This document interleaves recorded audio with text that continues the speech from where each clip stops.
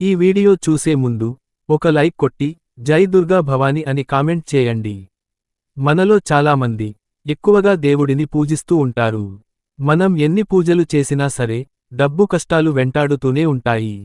సమస్యల మీద సమస్యలు ఏర్పడతాయి. కానీ ఎటువంటి పూజలు చేయలేని వారు మాత్రం సుఖసంతోషాలతో జీవిస్తున్నారు. మంచి చేసే వారికేమో కష్టాలు, చెడు చేసేవారికి మాత్రం ఐశ్వర్యం సిద్ధిస్తుంది. నిజంగానే ఇలా జరుగుతుందట. దీనికి ఒక పెద్ద కారణమే ఉంటుంది. శ్రీ మహావిష్ణువు స్వయంగా ఈ విషయాన్ని చెప్పాడు.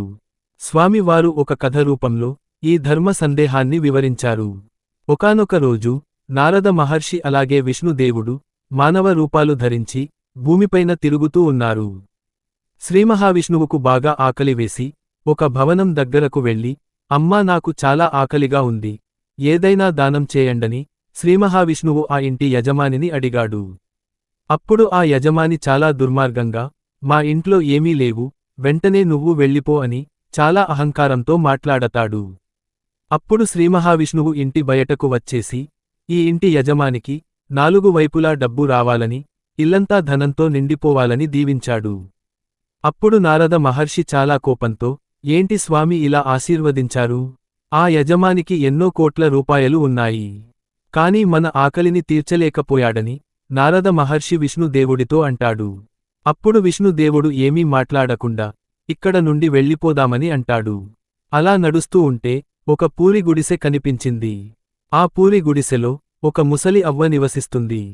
శ్రీమహావిష్ణువు ఆ ముసలి అవ్వ దగ్గరకు వెళ్ళి, అమ్మా నాకు ఆకలిగా ఉంది, తినడానికి ఏదైనా దానం చేయండని అడుగుతాడు. అప్పుడు ఆ ముసలి అవ్వ ఇలా అంటుంది, అయ్యా మా ఇంట్లో అన్నం లేదు, నేను చాలా పేదదాన్ని, కానీ నాకు ఒక ఆవు ఉంది. ఆవు ఇచ్చే పాలతోనే నా ఇల్లు గడుస్తుంది. ఒక్క నిమిషం అలా కూర్చో అయ్యా, వెంటనే నీకు ఆవు పాలు తీసుకు వస్తానని ఆ ముసలమ్మ విష్ణుదేవుడితో అంటుంది. ఆ ముసలమ్మ ఇచ్చిన ఆవు పాలను తాగేసి శ్రీమహావిష్ణువు ఇంటి బయటకు వచ్చి, నీ దగ్గర ఉన్న ఆవు త్వరలోనే చనిపోతుందని శపించాడు. అప్పుడు నారద మహర్షి ఆశ్చర్యంతో, ఏంటి స్వామి నీ లీలలు, ఉన్నోడికి వరాలను ప్రసాదించారు, కటిక పేదరాలైన మసులమ్మను శపించారని నారదుడు విష్ణుదేవుడిని అడిగాడు. అప్పుడు శ్రీమహావిష్ణువు ఇలా చెప్తాడు, ఏ మనిషైతే తను చనిపోయే రోజుల్లో ఎటువంటి చెడు ఆలోచనలు లేకుండా, డబ్బు వ్యామోహం లేకుండా ఉంటాడో అలాంటి మనుషులు మాత్రమే మరణాంతరం స్వర్గానికి చేరుతారు. కాబట్టి నేను ఆ ఇంటి యజమానికి డబ్బు వరాలను ప్రసాదించాను. అతడు డబ్బు మీద వ్యామోహంతోనే చనిపోయి ఒక పాములాగా పుట్టి సంపదన రక్షిస్తూ ఉంటాడు. కాని ఈ ముసలి అవ్వకు మాత్రం ఒక తీరని బాధ వెంటాడుతూ ఉంటుంది. ఈ ముసలమ్మ చనిపోతే తన ఆవు ఏమైపోతుందోనని ఆ ముసలమ్మ బాధపడుతూ ఉంటుంది.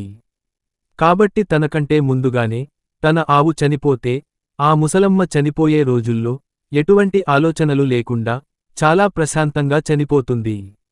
అప్పుడు మాత్రమే స్వర్గానికి చేరుతుంది. ఈ కథలో ఉన్న ముఖ్య సందేశం ఏమిటంటే, ఆ దేవుడికి అన్నీ తెలుసు. ఎప్పుడు ఏది ప్రసాదించాలో అప్పుడే ప్రసాదిస్తాడు. కాబట్టి ఎటువంటి ప్రతిఫలాన్ని ఆశించకుండా దేవుడిని భక్తిశ్రద్ధలతో పూజించండి. సమయం వచ్చినప్పుడు ఆ దేవుడే మీకు వరాలను ప్రసాదిస్తాడు. ఈ వీడియో మీకు నచ్చితే లైక్ చేసి సబ్స్క్రైబ్ చేసుకోండి.